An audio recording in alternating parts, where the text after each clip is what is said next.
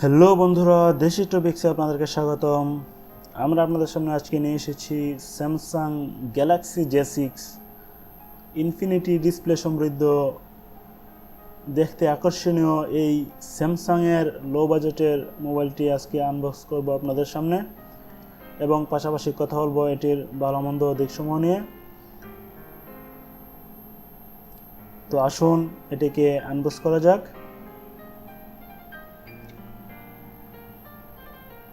Box open করার সাথে সাথে আপনি দেখতে পাবেন চমৎকার ডিজাইনের আকর্ষণীয় দেখতে এই স্যামসাং গ্যালাক্সি জে6, যেটিতে ব্যবহার করা হয়েছে ইনফিনিটি ডিসপ্লে।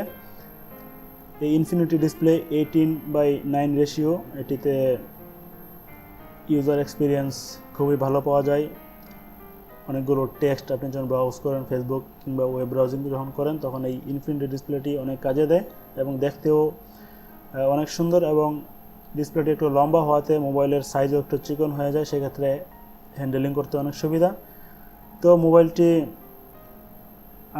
মোবাইলটি পরে আপনি পাচ্ছেন ইউজার ম্যানুয়াল, এবং আপনি পাচ্ছেন চার্জার,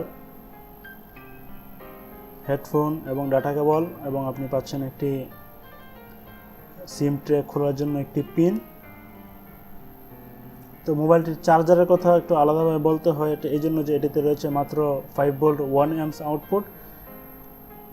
মোবাইলটিতে রয়েছে 3000 mAh ব্যাটারি। সেক্ষেত্রে এই চার্জার দিয়ে এই মোবাইলটি চার্জ করতে কমপক্ষে আপনার সময় লাগবে 3 ঘন্টা। 0% থেকে 100% হতে আপনাকে সময় দিতে হবে কমপক্ষে 3 ঘন্টা। সেক্ষেত্রে মোবাইল কেনার আগে এই বিষয়টি আপনি বিবেচনা করে নেবেন। বাজারে এই রেঞ্জের অন্যান্য আরও মোবাইলে আপনি কমপক্ষে 1.5 অ্যাম্পস বা 2 অ্যাম্পস আউটপুটের চার্জার আপনি পাচ্ছেন সাথে, এবং অনেক ক্ষেত্রে ফাস্ট চার্জিংয়েরও ব্যবস্থা রয়েছে, কিন্তু স্যামসাং জে6-এ এই সুবিধাটি থেকে আপনি বঞ্চিত হবেন। এটির বিল্ড কোয়ালিটি যথেষ্ট ভালোই মনে হয়েছে আমার কাছে, এবং ডিসপ্লেতে ব্যবহার করা হয়েছে এমোল্ড ডিসপ্লে, যেটি সাধারণত টুকটাক স্ক্র্যাচ থেকে রক্ষা করবে মোবাইলকে। মোবাইলের নিচের দিকে রয়েছে হেডফোন এবং মাইক্রো ইউএসবি কেবল কানেক্টর, যেটি দিয়ে আপনি চার্জ করবেন, এবং উপরের দিকে রয়েছে ফ্রন্ট ক্যামেরা, সাথে রয়েছে ফ্ল্যাশ, অন্ধকারে সেলফি তুলতে যেটি আপনাকে কার্যকরী সাহায্য করবে।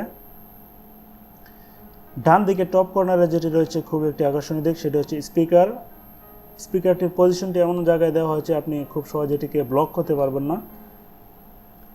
বাম দিকে রয়েছে ভলিউম রকার্স, আলাদা আলাদা ভলিউমের জন্য বাটন দেওয়া হয়েছে, যেটি অনেক সময় কনফিউশনে পড়তে হয়, তো আলাদা দেওয়ার কারণে এটি খুব একটি ভালো দিক। অপর দিকে রয়েছে সিম ট্রে এবং এসডি কার্ড স্লট, পিছনে রয়েছে মেটাল বডি, এবং রয়েছে ফিঙ্গারপ্রিন্ট স্ক্যানার, একদম ক্যামেরার সাথে লাগানো অলমোস্ট। অনেক সময় আপনি কনফিউশনে পড়ে যাবেন, এবং আপনার আঙ্গুল যদি যথেষ্ট লম্বা না হয়ে থাকে তাহলে এটি খুঁজে পেতে অনেক সময় সমস্যায় পড়তে হতে পারে আপনাকে। এটিতে ব্যবহার করা হয়েছে 13 মেগাপিক্সেল ক্যামেরা, সামনে রয়েছে 5 মেগাপিক্সেল ক্যামেরা। কিন্তু ক্যামেরাতে সবচেয়ে খারাপ দিক যেটি আমার কাছে লাগলো, এটিতে ওআইএস অপটিক্যাল ইমেজ স্টেবিলাইজেশন নেই, যে কারণে আপনি যখন ছবি তুলবেন আপনার হাত যদি যথেষ্ট স্টেডি না থাকে তাহলে ছবি ভালো উঠবে না, এবং ভিডিও করার সময় ঠিক আপনার যদি একদম স্টেডি করে ধরে, আপনি যদি শক্ত করে ধরে ভিডিও না করেন তাহলে ভিডিওতে অনেক কাঁপাকাঁপি আপনাকে অনুভব করতে হবে। তো যাই হোক, ওআইএস নাই এটিতে, এবং ফাস্ট চার্জিং নেই। এই দুটি খারাপ দিক ব্যতীত এটি মোবাইলটি মোটামুটি খুবই ভালো। আপনার স্মুথ কাজ করার কথা। এটিতে ব্যবহার করা হয়েছে Samsung Exynos octa-core processor 1.6 gigahertz, যেটি সাধারণ ইউজারের জন্য খুবই স্মুথলি কাজ করার কথা। এটিতে ব্যবহার করেছে অ্যান্ড্রয়েড 8 ওরিও লেটেস্ট ভার্সন, সেক্ষেত্রে আপনি লেটেস্ট অ্যান্ড্রয়েড ইউজার এক্সপিরিয়েন্স পাচ্ছেন। টুকটাক অ্যাপ্লিকেশনগুলো যখন আপনি ব্যবহার করবেন মোটামুটি স্মুথলি কাজ করবে। যখন আপনি হেভি গেমের দিকে চলে যাবেন সেক্ষেত্রে আপনাকে বিবেচনায় আনতে হবে, কারণ এটি আসলে হেভি গেমিংয়ের জন্য তৈরি করা হয়নি, কিন্তু নর্মাল গেমসমূহ আপনি খেলতে পারেন অনায়াসেই, তাতে কোনো সমস্যা হওয়ার কথা নয়। তো বন্ধুরা, এই ছিল স্যামসাং গ্যালাক্সি জে6 পর্যন্ত।